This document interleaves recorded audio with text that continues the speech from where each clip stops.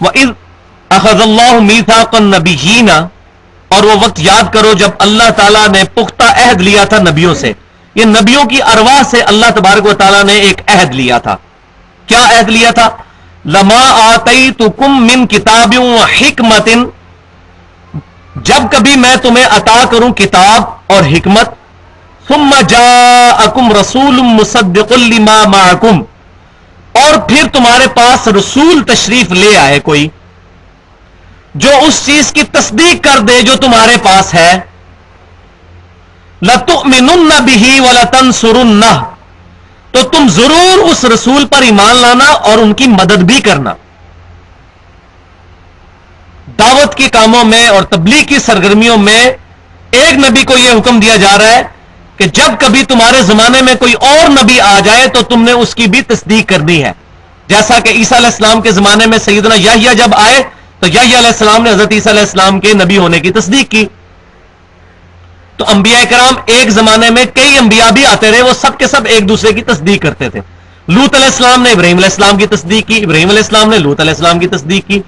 اس طرح انبیاء کرام سے اللہ تعالیٰ نے یہ پختہ عہد لیا تھا جب کبھی بھی میں تمہیں کتاب دوں، حکمت دوں، اس کے بعد رسول آ جائے تمہارے زمانے میں کوئی اور رسول جو کہ تصدیق کرتا ہو جو تمہارے پاس ہے، یعنی تمہاری نبوت کو وہ مانتا ہو تو تم بھی اس کی نبوت کو ماننا. یہ تو تعویل عام کے اعتبار سے حکم تھا، لیکن تعویل خاص کے اعتبار سے یہ پرٹیکولر حکم ہے نبی صلی اللہ علیہ وسلم کے بارے میں کہ تمام انبیاء کرام آ چکے، اگر ان کی زندگی میں رسول اللہ تشریف لے آئے صلی اللہ علیہ وسلم تو تمام نبیوں پر یہ فرض ہے کہ وہ رسول اللہ پر ایمان لے کر آئیں، آپ صلی اللہ علیہ وسلم کی تصدیق کریں اور آپ صلی اللہ علیہ وسلم کی مدد کریں دین کے کاموں میں. قال اقررتم، اللہ تعالیٰ نے فرمایا کیا تم نے اقرار کیا؟ وَأَخَذْتُمْ عَلَى ذَلِكُمْ إِصْرِي، اور اس پر میرا بھاری ذمہ اٹھا لیا اس عہد کے اوپر. قالوا اقررنا، تمام انبیاء نے کہا کہ ہم اقرار کرتے ہیں کہ جب بھی نبی صلی اللہ علیہ وسلم تشریف لائیں گے تعویل خاص کے اعتبار سے تو ہم ضرور ان پر ایمان لائیں گے. قالوا فاشهدوا وَأَنَا مَعَكُمْ مِنَ الشَّاهِدِينَ، تو اللہ نے فرمایا گواہ ہو جاؤ، اب سب ایک دوسرے پر گواہ ہو جاؤ کہ تم نے یہ اقرار کیا ہے اور میں بھی گواہوں میں شامل ہوتا ہوں بذات خود. فَمَن تَوَلَّى بَعْدَ ذَلِكَ، اب جو کوئی بھی اس بات سے پھر گیا کہ رسول اللہ کی نبوت کی تصدیق نہ کی، فَأُولَئِكَ هُمُ الْفَاسِقُونَ، تو یہی لوگ اصل میں فاسق ہوں گے. انبیاء کرام کے بارے میں یہ بات کی جا رہی بفرض محال. اگر انبیاء کرام کو یہ تھریٹ دی جا رہی ہے کہ اگر تم نے رسول اللہ صلی اللہ علیہ وسلم کو اپنا امام نہ مانا اور ان کی تصدیق نہ کی تو تم فاسق ہو جاؤ گے، تو اب مجھے بتائیں اب ہم رسول اللہ کو چھوڑ کر صلی اللہ علیہ وسلم امتیوں کے ساتھ نسبتیں لگاتے پھریں، مولویوں کے ساتھ اپنی نسبتیں لگاتے پھریں، میں فلاں ہوں تو میں فلاں ہوں تو میں فلاں ہوں، میں حنفی ہوں، میں شافی ہوں، میں مالکی ہوں، میں فلاں ہوں، میں قادری، میں چشتی. حالانکہ ان بزرگوں نے یہ تعلیمات ہی نہیں دی ہوئی، یہ پیچھے والوں نے جو ہے وہ شاہ سے زیادہ شاہ کے وفاداروں نے یہ کام کیے ہیں. انہوں نے تو کہیں نہیں یہ فرمایا. عیسیٰ علیہ السلام نے کب کہا کہ مجھے پوجو؟ یہ عیسائیوں نے خود عقیدہ ان کی طرف بنا دیا. اسی طریقے سے مسلمانوں میں بھی خرابیاں پیدا ہوئیں. یہ اقرار نبی صلی اللہ علیہ وسلم کی زندگی میں بظاہر تو پورا نہیں ہوا کیونکہ کوئی پروفٹ زندہ ہے ہی نہیں تھا جب نبی صلی اللہ علیہ وسلم تشریف لے کے آئے. ہاں، معجزے کے طور پر صحیح مسلم کتاب الایمان میں ایک حدیث موجود ہے کہ شب معراج نبی صلی اللہ علیہ وسلم کو اللہ تبارک و تعالی نے جب بیت المقدس بلایا مسجد اقصی کے اندر، وہاں انبیاء کرام کی ارواح آئیں اور ان کو نبی صلی اللہ علیہ وسلم نے نماز پڑھائی، نبی صلی اللہ علیہ وسلم کو ان کا امام بنایا گیا. اسی حدیث کی وجہ سے صحیح مسلم کی جو حدیث ہے ہم نبی صلی اللہ علیہ وسلم کو امام الانبیاء کہتے ہیں. تمام انبیاء کی آپ نے امامت فرمائی، لیکن یہ تمام معاملات معجزانہ طور پر ہوئے ہیں. یہ فزیکلی اس طرح نہیں ہے کہ کوئی وہاں جو لوگ بیٹھے تھے انہوں نے یہ چیز دیکھی بھی ہو. یہ سب معجزانہ، یہ عالم الغیب کی خبریں ہیں، یہ برزخ کی خبریں ہیں. اچھا، جو وہ معاملہ ہے کہ دنیا کے اندر کوئی دنیاوی زندگی کے ساتھ نبی موجود ہو اور اس نے نبی صلی اللہ علیہ وسلم کی تصدیق کی ہو، تو ایسا کوئی واقعہ نہیں، کیونکہ آپ صلی اللہ علیہ وسلم اور عیسیٰ علیہ السلام کے درمیان تقریباً 600 سال کا وقفہ ہے. 600 سال کا. 571 عیسوی میں نبی صلی اللہ علیہ وسلم پیدا ہوئے، اور اس زمانے کو سورہ مائدہ کے اندر اللہ تعالیٰ نے فطرت کا زمانہ قرار دیا ہے، جس کے اندر کوئی پروفٹ نہیں آیا. یہ فطرت کا زمانہ ہے 600 سال کا. اور اللہ تعالیٰ نے فرمایا کہ اب اللہ کی طرف سے ڈر سنانے والا اور خوشخبری سنانے والا محمد رسول اللہ صلی اللہ علیہ وسلم تشریف لا چکے ہیں، تاکہ تم یہ گلہ نہ کر سکو کہ ہمارے پاس کوئی ڈر سنانے والا تشریف نہیں لایا. اب اتنے بڑے فطرت کے پیریڈ کے بعد آ گئے ہیں ہمارے رسول صلی اللہ علیہ وسلم. تو یہ آیت بھی اس چیز کا ثبوت ہے کہ کوئی نبی زندہ نہیں تھا دنیا کے اندر. لہذا جن لوگوں کا یہ عقیدہ ہے کہ حضرت خضر علیہ السلام زندہ ہے اور وہ صوفیوں کے پاس آتے ہیں اور ان کی رہنمائی کرتے ہیں، تو یہ عقیدہ بھی قرآن اور سنت کے 100% خلاف، اور یہ کفری عقیدہ ہے. کیونکہ خضر علیہ السلام نبی ہے، اس میں کوئی شاکی نہیں ہے. اس کی وجہ یہ ہے کہ خضر علیہ السلام حضرت موسیٰ علیہ السلام کے استاد ہیں. یہ نہیں ہو سکتا کہ غیر نبی کبھی نبی کا استاد ہو. نبی کا استاد نبی ہوگا، رسول کا استاد رسول ہوگا. اگر نبی صلی اللہ علیہ وسلم کو جبرائیل نے آ کر سکھایا تو جبرائیل خود بھی رسول تھے، ان کو اللہ نے سکھایا، انہوں نے نبی صلی اللہ علیہ وسلم کو آ کر سکھایا. تو غیر نبی کبھی نبی کو نہیں سکھا سکتا. یہ عقیدہ ہی غلط ہے، عقیدہ ہی کفر ہے. لہذا خضر علیہ السلام نبی تھے جو وہ ولی نہیں تھے. اسی کی بنیاد پہ سب کی سب وہ باطل عقائد و نظریات صوفیوں نے گھڑے ہیں. امام بخاری رحمۃ اللہ علیہ نے کتاب العلم چیپٹر میں جب حضرت خضر اور موسیٰ علیہ السلام کا قصہ لے کے آئے ہیں تو انہوں نے دونوں کے ساتھ علیہم السلام لکھا ہے. دونوں کو اکٹھا ذکر کیا ہے، اللہ تعالیٰ کی سلامتی ہو ان پر. یعنی امام بخاری رحمۃ اللہ علیہ کا بھی یہی عقیدہ تھا کہ خضر علیہ السلام بھی نبی تھے. اور ان کے نبی ہونے کی سب سے بڑی دلیل وہ سورۃ الکہف کی آیت ہے. وہ آیت بھی میں پڑھ کے آپ کو سنا دیتا ہوں. سورۃ الکہف کے اندر جب وہ خضر علیہ السلام کا قصہ آتا ہے کہ انہوں نے 3 کام کیے اور موسیٰ علیہ السلام ان کاموں پر صبر نہ کر سکے، تو ان آیات ان تمام معاملات کے بعد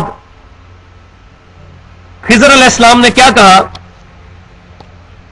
یہ نکال لیں آپ 16ویں پارے کا پہلا صفحہ نکال لیں. یہ بڑی امپورٹنٹ آیات ہے. 16ویں پارے کا پہلا صفحہ کون سا؟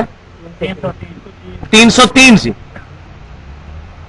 صفحہ 303 مل گیا.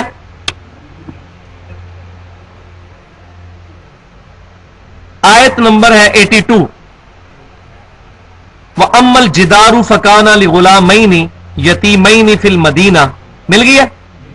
اسی میں آگے آ رہا ہے فَأَرَادَ رَبُّكَ. پہلی اس آیت کو پڑھ لیتے ہیں. باقی رہی دیوار تو اس کی حقیقت یہ ہے کہ وہ شہر کے 2 یتیم بچوں کی تھی، اس کے نیچے ان کا خزانہ دفن تھا. وَكَانَ أَبُوهُمَا صَالِحًا، ان کا باپ نیک آدمی تھا، اسی کا بینیفٹ اولاد کو ملا. فَأَرَادَ رَبُّكَ، تو تیرے رب نے اس چیز کا ارادہ کیا. حضرت خضر علیہ السلام نے اپنے ارادے کو رب کی طرف منسوب کیا کہ یہ رب کا فیصلہ تھا. اچھا کیا ارادہ کیا؟ اَن يَبْلُغَ أَشُدَّهُمَا وَيَسْتَخْرِجَا كَنْزَهُمَا، کہ جب وہ دونوں اپنی جوانی کو پہنچے تو وہ اپنا خزانہ وہاں سے نکال لیں. رحمتم من ربک، ان کے رب کی طرف سے خاص رحمت. وما فعلته عن امری، اور جو کچھ میں نے کیا میں نے اپنی مرضی سے نہیں کیا. خضر علیہ السلام کہہ رہے ہیں میں نے اپنی مرضی سے نہیں کیا. ذالک تعویل ما لم تستطع علیہ صبرا، اے موسیٰ علیہ السلام یہ ان باتوں کی تعویل ہے جس پر آپ صبر نہیں کر سکے. اس میں ایک واقعہ یہ تھا کہ انہوں نے بچے کو قتل بھی کیا تھا. اب بچے کو قتل کرنا وحی کے بغیر ممکن نہیں ہے. کوئی اس وقت کشف اور الہام بھی ہوتا تھا. حضرت عیسیٰ علیہ السلام کی والدہ کو الہام ہوا تھا، موسیٰ علیہ السلام کی والدہ کو بھی الہام ہوا تھا، لیکن اس امت میں تو اب ختم ہو چکا ہے، میں نے بتا دیا. لیکن کشف اور الہام کے ذریعے یہ نہیں ہو سکتا کہ آپ کسی زندہ بندے کی جان لے لیں، یہ تو ڈیفینیٹ ہے. کشف اور الہام 100% تو صحیح نہیں ہو سکتا، اس میں بھی شیطان کی دخل ہو سکتی ہے کیونکہ وہ وحی نہیں ہے. صرف نبیوں کو جو وحی ہوتی ہے وہ خالص ہوتی ہے. اب اس میں انہوں نے ایک بچے کی گردن بھی مروڑی تو یہ بغیر وحی کے نہیں ہو سکتا. اور انہوں نے کہہ بھی دیا کہ میں نے خود نہیں کیا، نہ میں نے اپنی مرضی سے کیا، یہ میرے رب کا حکم تھا. رب کا حکم نبی کے اوپر نازل ہوا، جیسا کہ اسرائیل علیہ السلام بھی اللہ کے نبی ہیں فرشتوں میں سے، اور وہ لوگوں کی روح قبض کرتے ہیں. اگر اس کو دلیل بنا لیا جائے تو آج کوئی پیر کسی بچے کی گردن مروڑ دے کسی مرید کے، ٹھیک ہے، اور وہ کہ جی مجھے تو اللہ تعالیٰ کی طرف سے اشارہ ہوا ہے، میں نے اپنی مرضی سے نہیں کیا، تو کیا خیال ہے؟ ایسا تو نہیں ہو سکتا، کبھی نہیں ہو سکتا. صرف اسرائیل کو اجازت ہے کہ وہ یہ کرے. یہ تھوڑی سی وہ ورڈنگ ہے جو طہارتنا، اس پہ کوئی روشنی ڈالو. نہیں، یہ عام لوگوں کی بحث ہی نہیں ہے. اللہ تعالیٰ سے سوال کر لیجیے گا. تو اللہ تبارک و تعالیٰ نے اس عقیدے کو بالکل کلیئر کر دیا کہ خضر علیہ السلام نے اپنی مرضی سے یہ سب کچھ نہیں کیا، لہذا یہ عقیدہ بالکل غلط ہے کہ خضر علیہ السلام ولی تھے. دوسری بات، اس آیت میں ہم نے پڑھا کہ انبیاء کرام سے یہ عہد لیا گیا تھا کہ جب رسول اللہ تشریف لائیں گے آپ نے ان پر ایمان بھی لانا ہے، ان کی مدد بھی کرنی ہے. کسی ضعیف سند سے بھی یہ بات ثابت نہیں ہے کہ خضر علیہ السلام کبھی رسول اللہ پر ایمان لائے ہوں اگر وہ زندہ تھے. آج جو یہ صوفی دعویٰ کرتے ہیں ہمارے پاس آتے ہیں، وہ شیطان آتا ہے، اصل میں اس نے خضر کا روپ ڈالا ہوا ہے، وہ شیطان ہے، پانیوں پہ ان کی حکومت ہے، وہ شیطان ہے، خضر نہیں ہے. خضر تو فوت ہو چکے. اگر خضر علیہ السلام زندہ ہوتے تو ان پر فرض تھا کہ رسول اللہ کے اوپر ایمان لے کے آتے، ورنہ تو وہ فاسق ہو جاتے کہ قرآن کی اس آیت کے تحت. تو خضر علیہ السلام کبھی بھی نبی صلی اللہ علیہ وسلم پر ایمان لانے کے لیے نہیں آئے بنفس نفیس، خود صحابہ کرام کے سامنے کہیں ثابت نہیں ہے. یا انہوں نے کبھی غزوہ بدر میں، غزوہ احد میں نبی صلی اللہ علیہ وسلم کی مدد کی ہو آ کر جنگ کے اندر، کہیں کوئی ثابت نہیں ہے. تو باقی انبیاء کرام کا جو شب معراج اکٹھا ہونا وہ معاملہ ڈیفرنٹ ہے، کیونکہ وہ دنیا میں موجود نہیں تھے. یہ تو دنیا میں موجود تھے بقول ان کے، تو ان کو آنا فرض تھا. تو یہ بھی اس چیز کا ثبوت ہے کہ خضر علیہ السلام دنیا سے جا چکے. اور آخری ثبوت بخاری اور مسلم کی وہ حدیث ہے کہ نبی صلی اللہ علیہ وسلم نے فرمایا کہ جو شخص بھی اس وقت روئے ارض پہ زندہ ہے 100 سال نہیں گزریں گے کہ اسے موت آ جائے گی، اس پر قیامت قائم ہو جائے گی. تو نبی صلی اللہ علیہ وسلم کے زمانے میں جو بھی زندہ تھا 100 سال کے اندر وہ فوت ہو گیا، یعنی وہ زمانہ 100 سال کے اندر ختم ہو گیا.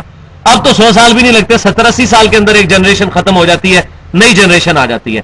تو نبی صلی اللہ علیہ وسلم کی پیشن گوئی بالکل صحیح ثابت ہوئی. آخری صحابی ابو طفیل عامر بن واصلہ رضی اللہ تعالیٰ عنہ المتوفی 110 ہجری، نبی صلی اللہ علیہ وسلم کی وفات کے 100 سال کے بعد فوت ہوئے. تو صحابہ کرام کا قرن ختم ہو گیا. تو اگر حضرت خضر زندہ تھے اس وقت بقول ان کے، تو تب بھی وہ فوت ہو چکے ہیں. تو یہ جو صوفیوں کے دعوے ہیں ہمارے پاس حضرت خضر آتے ہیں، خضر نام کی کوئی چیز اس طرح کی امت محمدیہ میں کوئی بھی انسان موجود نہیں ہے. وہ ایک نبی تھے موسیٰ علیہ السلام کے زمانے میں، وہ فوت ہو چکے، اللہ کے پاس جا چکے.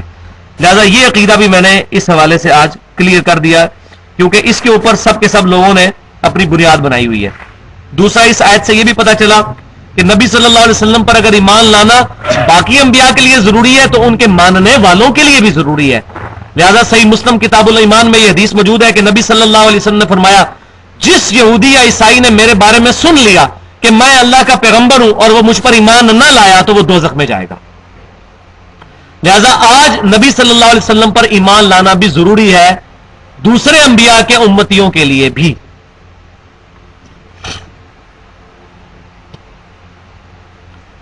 اور اس میں ایک اور عقیدہ بھی کلیئر ہوا، وہ یہ کہ تمام انبیاء سے اللہ نے یہ عہد لیا تھا کہ تمہارے زمانے میں کوئی نبی آئے تو اس پر ایمان لانا، اور تمام انبیاء اپنے آنے والے انبیاء کے آنے کی بشارت دیتے رہے. جیسا کہ میں نے کئی دفعہ بتایا ہے کہ آج بھی گاسپل آف جان کے اندر یوحنا کی انجیل جو ہے اس کے اندر موجود ہے چیپٹر نمبر 14، جس میں عیسیٰ علیہ السلام اپنے حواریوں سے کہتے ہیں کہ میں نے تم سے بہت کچھ کہنا ہے مگر ابھی تم اس کے متحمل نہیں ہو. جب وہ آئیں گے دنیا میں تو وہ تمہیں سب کچھ سکھائیں گے. میرا جانا تمہارے لیے رحمت ہے، میں جاؤں گا تو وہ ہستی دنیا میں تشریف لائیں گی، وہ دنیا میں میرا نام روشن کریں گی. وہ اپنی خواہش نفس سے کچھ نہیں کہیں گے، وہ وہی کہیں گے جو اللہ تعالیٰ ان کو وہی فرمائے گا. یہ پریڈکشن آج بھی انجیل میں نبی صلی اللہ علیہ وسلم کے بارے میں موجود ہے. اسی طریقے سے کتاب الاستثناء چیپٹر ڈیوٹرانومی جو تورات اولڈ ٹیسٹمنٹ میں موجود ہے، اس کے چیپٹر نمبر 18 کی آیت نمبر 18 ہے کہ موسیٰ علیہ السلام کہتے ہیں کہ اللہ تبارک و تعالیٰ نے فرمایا موسیٰ علیہ السلام کے بارے میں کہ اے موسیٰ علیہ السلام، میں تیرے بھائیوں یعنی بنی اسماعیل میں سے تیری مانند ایک رسول برپا کروں گا، اس کے منہ میں اپنا کلام ڈالوں گا، وہ اپنے خواہش نفس سے کچھ نہیں کہیں گے، وہ وہی کہیں گے جو میں ان کو وہی کروں گا. یہ پریڈکشن بھی نبی صلی اللہ علیہ وسلم کے بارے میں موجود ہے. تو تمام انبیاء اپنے آنے والے انبیاء کی بشارت دیتے آئے. اگر غلام احمد قادیانی دجال بھی نبی ہوتا تو کسی تو دنیا کی حدیث کے اندر یہ موجود ہوتا کہ نبی صلی اللہ علیہ وسلم نے فرمایا ہوتا کہ میرے بعد غلام احمد قادیانی آئے گا، اس کو نبی مان لینا. کہیں نہیں ہے، اور اس پر ضرور ایمان لے کر آنا. یہ بھی اس بات کا ثبوت ہے کہ نبی صلی اللہ علیہ وسلم کے بعد کوئی نبی نہیں آئے گا.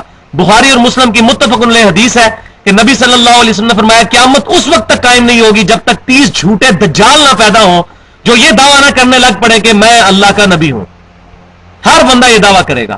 اور ابو داؤد میں حدیث موجود ہے, اس میں آگے الفاظ ہے کہ نبی صلی اللہ علیہ وسلم فرمایا انا خاتم النبیین, میں خاتم النبیین ہوں, لا نبی بعدی, میرے بعد کوئی نبی نہیں. اور بخاری اور مسلم کی متفق علیہ حدیث ہے کہ نبی صلی اللہ علیہ وسلم نے فرمایا کہ میری مثال اور باقی انبیاء کی مثال ایک عمارت کی سی ہے جو بڑی خوبصورت ہو, لیکن اس میں ایک اینٹ لگنے کی جگہ ابھی باقی ہو. جو بھی شخص وہاں سے گزرے اس عمارت کی خوبصورتی کی تعریف کرے, لیکن ساتھ یہ کہے کہ اگر یہ ایک اینٹ لگ جائے تو یہ عمارت پرفیکٹ ہو جائے, وہ ایک اینٹ میں ہوں, نبی صلی اللہ علیہ وسلم نے فرمایا. تو جب جگہ ہی ایک اینٹ کی ہے تو غلام احمد قادیانی کہاں سے آ گیا؟ تو یہ تمام کی تمام چیزیں ان آیات سے کلیئر ہوتی ہیں. تو پچھلی دفعہ خضر علیہ السلام سے متعلق میں نے ڈیٹیل سے گفتگو کی تھی. اس میں نے پہلی چیز یہ کلیئر کی تھی کہ خضر علیہ السلام نبی ہیں, ولی نہیں ہیں. اور اس کے ثبوت میں نے سب سے بڑی بات یہ پیش کی کہ چونکہ خضر علیہ السلام سیدنا موسیٰ علیہ السلام کے استاد ہیں, یہ کبھی نہیں ہو سکتا کہ کوئی غیر نبی کسی نبی کا استاد ہو. یہ نبی کی شان کے ہی منافی ہے. نبی کا استاد نبی ہو سکتا ہے. دوسری دلیل یہ کہ امام بخاری رحمۃ اللہ علیہ نے صحیح بخاری کے اندر موسیٰ علیہ السلام اور خضر علیہ السلام کا جہاں پر ذکر کیا تو دونوں کے ناموں کے ساتھ علیہ السلام ذکر کیا ہے. یہ اس چیز کا ثبوت ہے کہ وہ حضرت خضر علیہ السلام کو پروفٹ مانتے تھے. اور اس کے بعد میں نے یہ ڈسکس کیا کہ جن لوگوں کا یہ عقیدہ ہے کہ خضر علیہ السلام زندہ ہیں اور ان کو موت نہیں آئی, ان کا رد کیا تھا کہ نبی صلی اللہ علیہ وسلم پر انبیاء کرام کے لیے ایمان لانا فرض تھا. اگر کوئی نبی رسول اللہ صلی اللہ علیہ وسلم کے مبارک زمانے میں زندہ ہوتا دنیاوی زندگی کے ساتھ, تو اس پہ فرض تھا کہ وہ نبی صلی اللہ علیہ وسلم پر اعلانیہ ایمان لے کر آتا اور نبی صلی اللہ علیہ وسلم کے ساتھ قتال میں, جنگوں میں شریک ہوتا. وہ پیچھے آیت گزری تھی کہ جب رسول اللہ تشریف لے آئے تو تم ان کی مدد کرنا, ان پر ایمان لے کر آنا. کسی ضعیف سند سے بھی یہ بات ثابت نہیں کہ کبھی خضر علیہ السلام نبی صلی اللہ علیہ وسلم پر ایمان لائے ہوں یا انہوں نے نبی صلی اللہ علیہ وسلم کے ساتھ کسی جنگ میں شرکت کی ہو. لہذا یہ عقیدہ بالکل فاسد ہے. ورنہ خضر علیہ السلام اپنی نبوت سے ہی ہاتھ دھو بیٹھتے اگر وہ اللہ کے حکم کی نافرمانی کرتے. تو انبیاء کے لیے یہ چیز ناممکن ہے, محال ہے کہ وہ اپنے رب کے حکم کی نافرمانی کرے. اور تیسری چیز اس کے اندر یہ تھی اسی کانٹیکسٹ میں کہ بخاری اور مسلم کی متفق علیہ حدیث ہے کہ اس وقت جو شخص بھی روئے زمین پر, روئے ارض پر زندہ ہے, 100 سال نہیں گزریں گے کہ اس پر قیامت قائم ہو جائے گی, یعنی اس کو موت آ جائے گی. تو نبی صلی اللہ علیہ وسلم کے مبارک زمانے میں جتنے لوگ بھی زندہ تھے وہ 100 سال کے اندر اندر فوت ہو گئے اور صحابہ کرام کا قرن ختم ہوا. قرن کہتے ہیں عربی میں زمانے کو. تو صحابہ کرام کا قرن, ان کا زمانہ وہ ختم ہو گیا 100 سال کے اندر نبی صلی اللہ علیہ وسلم کے دنیا سے تشریف لے جانے کے بعد.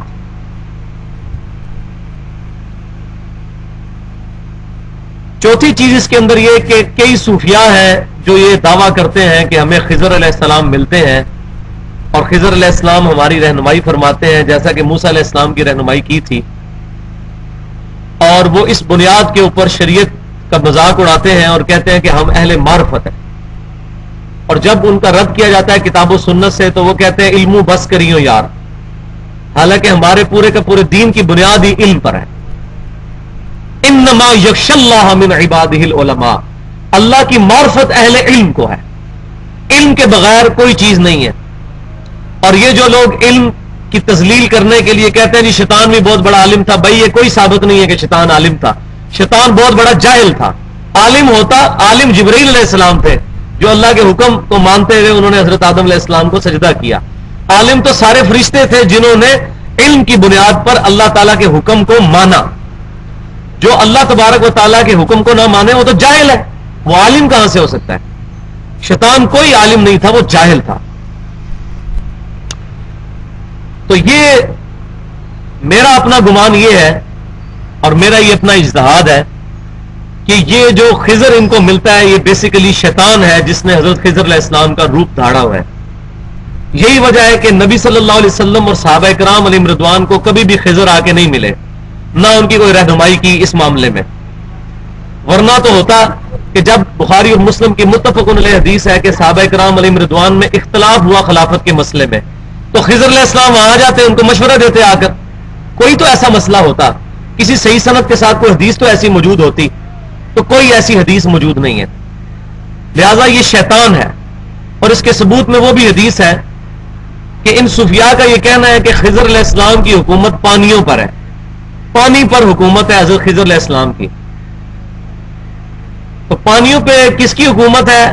اللہ تبارک و تعالیٰ کی حکومت ہے۔ البتہ اللہ تبارک و تعالیٰ نے کی اجازت سے پانیوں پر شیطان کا تخت ہے۔ صحیح مسلم کے اندر 3 جلد کے اندر صحیح سند ظاہر ہے صحیح مسلم کی حدیث ہے، حدیث موجود ہے کہ نبی صلی اللہ علیہ وسلم نے فرمایا کہ شیطان کا تخت پانی کے اوپر ہے، اور شیطان وہاں پر میٹنگ کال کرتا ہے، اپنے سارے چیلوں کو بلاتا ہے، ان سے ڈسکشن کرتا ہے آج تم نے کیا کیا کیا۔ تو کوئی چیلا آ کے بتاتا ہے کہ آج میں نے فلاں سے چوری کروائی، کوئی کہتا ہے میں نے فلاں سے یہ گناہ کا کام کروایا۔ تو جو شخص اس کو یہ آ کر کہتا ہے، اس کا چیلا شیطان کا، کہ آج میں نے 2 میاں بیوی کے درمیان لڑائی کروا دی، تو اس سے وہ بڑا خوش ہوتا ہے اور اس چیلے کو وہ گلے ملتا ہے کہ تم نے اصل کام کیا ہے، کیونکہ تمدن کی اور معاشرے کی جڑ کٹتی ہے میاں بیوی کے رشتے کے کمزور ہونے سے۔ میاں بیوی کا رشتہ کمزور ہوگا، لڑائی ہوگی، طلاق ہوگی، تو بچوں کا مستقبل خراب ہوگا، اور ایسے بچے پھر معاشرے کے لیے ناسور بنیں گے، نہ ماں کی طرف سے ان کی کوئی نگہداشت ہوگی، نہ والد کی طرف سے کوئی ان کی پرورش کے معاملے میں صحیح طریقے سے ان کے ایشوز کو ایڈریس کیا جا سکے گا۔ تو شیطان کا تخت پانیوں پر ہے، اور یہی وہ خضر ہے جس کے بارے میں کہتے ہیں پانیوں پہ حکومت ہے، یہ شیطان ہے اصل میں۔ اور اس کانٹیکسٹ میں آپ کو ایک اپنا پرسنل واقعہ بھی سناتا ہوں۔ پچھلے سال 17 مارچ 2010 کو اسلام آباد میں نے اپنے گھر کے لیے بورنگ کا ٹھیکہ کیا ایک ٹھیکیدار کے ساتھ۔ اس سے یہ طے پایا کہ 40,000 روپیہ وہ لے گا اور 220 فٹ جو ہے وہ بورنگ کرے گا، کیونکہ وہاں کافی زیادہ، ہمارے یہاں جہلم میں تو 20, 25, 30 فٹ کے اوپر پانی نکل آتا ہے، لیکن اسلام آباد میں پانی کی بڑی قلت ہے، تو 200 سے اوپر ہی جا کے پانی نکلتا ہے، اور اکثر اوقات نہیں بھی نکلتا۔ تو اس سے 220 فٹ جو ہے وہ طے ہوا۔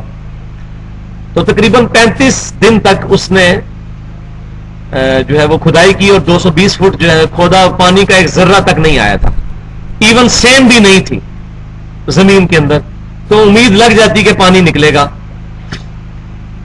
تو اس نے بورنگ کرنے سے پہلے مجھے یہ کہا تھا کہ آپ بھائی حضرت خضر علیہ السلام کے نام کا بکرا دیں، کیونکہ پانیوں پہ حضرت خضر کی حکومت ہے، تو خضر علیہ السلام کے نام کا بکرا دیں گے تو تب پانی نکلے گا۔ اور جب پانی نہیں نکلا تو اس نے بغلیں بجانا شروع کر دی۔ اس نے کہا کہ جی دیکھا، میں نے کہا تھا خضر علیہ السلام کا بکرا دو ان کے نام کا۔ تو میں نے اس کو یہ بات کہی تھی کہ اللہ تبارک و تعالی ہی زمین و آسمان کے تمام خزانوں کا مالک ہے، اللہ تبارک و تعالی ہی عطا فرمانے والا ہے، کسی کی کوئی حکومت نہیں ہے، ایک ذرے کا بھی کوئی اختیار نہیں رکھتا اس کائنات کے اندر۔ تو وہ کہنے لگا خضر علیہ السلام کی پانیوں پہ حکومت ہے۔ میں نے کہا خضر علیہ السلام جن کو تم کہہ رہے ہو وہ شیطان ہے، خضر علیہ السلام تو فوت ہو چکے ہیں۔ کہتا جی آپ تو بڑے گستاخ ہیں، جیسا کہ گستاخی کا فتویٰ تو ہماری نوک پہ ہوتا ہے، جو بھی حق بات کرے اس کو گستاخ کہہ دیتے ہیں۔ تو میں نے کہا گستاخ تو آپ ہیں جو کتاب و سنت کی تعلیمات کا مذاق اڑا کے تو ایسی بات کر رہے ہیں۔ میں نے کہا جس کو تم خضر سمجھتے ہو نا، اس کو اس کے سمیت زمین و آسمان کی ساری مخلوقات اپنا پیشاب بھی نہیں روک سکتی، کسی کا پانی کیا روک سکتی ہیں؟ کوئی دنیا سے بڑا بزرگ اپنا پیشاب روک کے بتا دے۔ انسان تو اپنا پیشاب روکنے پر قادر نہیں ہے، کسی کا پانی یا روٹی کیسے یا رزق بند کر سکتے ہیں؟ کہتا ہے تم تو پکے گستاخ ہو، تمہارا پانی نہیں نکلے گا۔ تو خیر جب میں نے بورنگ شروع کروانی تھی اس سے پہلے 2 نفل پڑھ کے اللہ تعالیٰ سے دعا کی، کیونکہ ادھر علاقے میں پانی بڑا کم تھا۔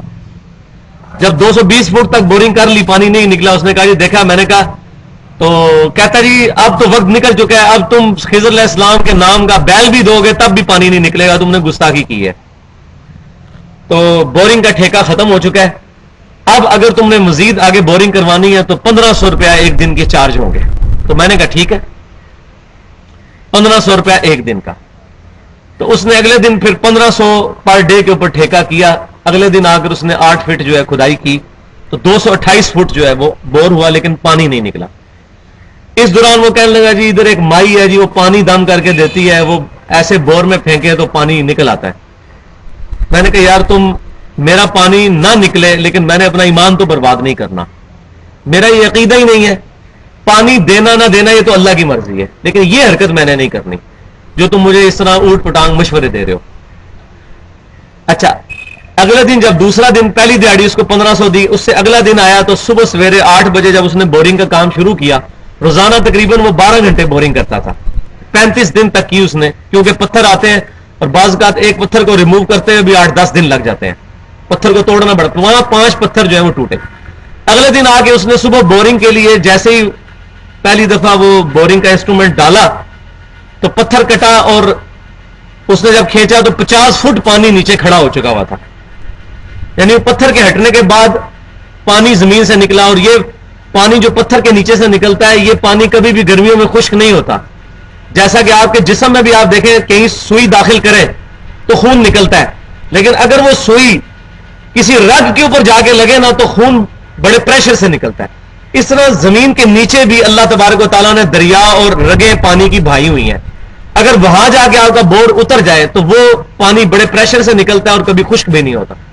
وہ واٹر ٹیبل جو ہے وہ بارشوں کی وجہ سے, سیپیج کی وجہ سے نہیں ہوتا, بلکہ زمین کے نیچے جو دریا بہتے ہیں, جیسا زمین کے اوپر دریا بہتے ہیں اس طرح زمین کے نیچے بھی دریا بہتے ہیں جو کہ گلیشیئر سے چلتے ہیں, وہ ان کے ساتھ میچ کر جاتا ہے. تو پانی نکل آیا. اس نے جناب صبح سویرے 8:30 بجے ہمارے چوکیدار نے فون کیا, جی مبارک ہو سر پانی نکل آیا. تو میں پھر شام کے وقت آفس سے فارغ ہو کے آیا تو وہ میں نے اس کو کہا چلو آج کا دن تم پورا کرو. کہنے لگا جی پانی اتنے پریشر کا ہے کہ بوکی نیچے ہی نہیں جاتی ہے, اتنا زیادہ پانی ہے اور 50 فٹ پانی کھڑا ہے. تو میں نے اس کو کہا یار اگر دنیا میں کسی کا پانی حضرت خضر روک سکتے تو میرا روکتے, کیونکہ میں نے تو اتنی گستاخیاں کی تھی تمہارے حضرت خضر کے بارے میں جو شیطان ہے وہ حضرت خضر تو فوت ہو چکے ہیں. تو پھر میں نے اس کو پھر توبہ کروائی الحمدللہ, اس کے عقیدے کی اصلاح کی. تو اس کی 12 مشینیں بورنگ کی اور وہ یہی کام کرتا ہے. وہ گوڑا شی والوں کے ساتھ اس کی بڑی عقیدت بھی تھی. تو میں نے اس کو پھر بات سمجھائی کہ یہ ساری کی ساری چیزیں اوٹ پٹانگ ہے. اگر میں تمہارے کہنے پہ بکرا دے دیتا, اگر ضعیف الاعتقاد ہوتا, یا پانی دم لا کے پھینک دیتا, اس کے اندر پانی تو نکل نہیں تھا اور وہ ڈال دینا تھا بزرگوں کے کھاتے کے اندر. تو یہ استقامت دکھائیں تو اللہ تبارک و تعالیٰ کی طرف سے کرم نوازی ہوتی ہے. یہ ساری کی ساری چیزیں, بعض اوقات کسی عورت کو امید لگنے والی ہوتی ہے اولاد کی, اس سے جسٹ 1 مہینہ پہلے شیطان جو ہے وسوسہ ڈالتا ہے جی فلاں بزرگ کے مزار پہ جاؤ, جس طرح یہ جیل میں پیر ہرا بنا ہے جی پیر ہرے چلے جاؤ ہرے ہونے کے لیے. تو مجھے بتائیں یہ دنیا کے اندر لاکھوں کروڑوں کتے جو ہیں جن کے 5-5 10-10 بچے ہوتے ہیں, یہ کون سے دربار پہ جا کے تو اولاد مانگتے ہیں؟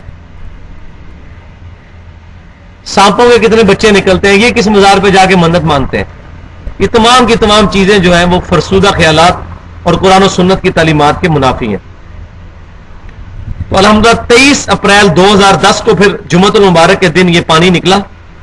الحمدللہ اس کے بعد 1 سال سے یہ پانی اسی طریقے سے بڑی تیزی سے نکل رہا ہے, بلکہ قریب کے کتنے بور خشک ہو چکے ہیں لیکن وہ پانی نہیں خشک ہوا, کیونکہ قریب کے بور جو تھے وہ بزرگوں کی دعا سے نکلے تھے اور یہ بور جو ہے وہ اللہ تبارک و تعالیٰ کی کرم نوازی سے نکلا تھا.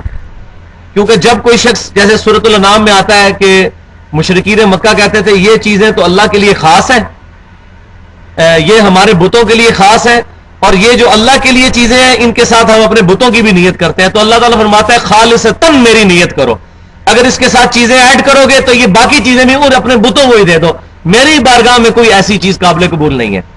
اللہ تعالیٰ خالص توحید چاہتا ہے, اور یہی نبی صلی اللہ علیہ وسلم کی تعلیمات کا خلاصہ ہے. امام کائنات سید الاولین والآخرین شفیع المذنبین رحمت للعالمین سیدنا و مولانا امام اعظم محمد رسول اللہ صلی اللہ علیہ وآلہ وسلم کے بارے میں قرآن پاک میں کیٹاگوریکل یہ مینشن کیا گیا سورۃ الانعام کے اندر, قل اننی ہدانی ربی الی صراط مستقیم. یہاں سے وہ آیات شروع ہوتی ہیں جس کو کنکلوڈ کیا ہے قل ان صلاتی و نسکی و محیای و مماتی للہ رب العالمین. اے محبوب صلی اللہ علیہ وسلم آپ فرما دیجئے بے شک میری نماز, میری قربانی, میرا جینا, میرا مرنا سب اللہ کے لیے ہے. جو تمام جہانوں کا پالنے والا ہے. تو نبی صلی اللہ علیہ وسلم نے اللہ تعالیٰ کو ٹاپ پریورٹی بنایا ہوا تھا, اور یہی آپ صلی اللہ علیہ وسلم کی اپنی امت کے بارے میں بھی خواہش اور اپنی امت کے لیے بھی تعلیمات کا خلاصہ ہے کہ ٹاپ پریورٹی اللہ کی ذات کو بنایا جائے, اس کے محبوب صلی اللہ علیہ وسلم کی تعلیمات کو بنایا جائے. تو یہ خضر علیہ السلام کے متعلق بھی یہ مسکنسیپشن میں نے کلیئر کر دی.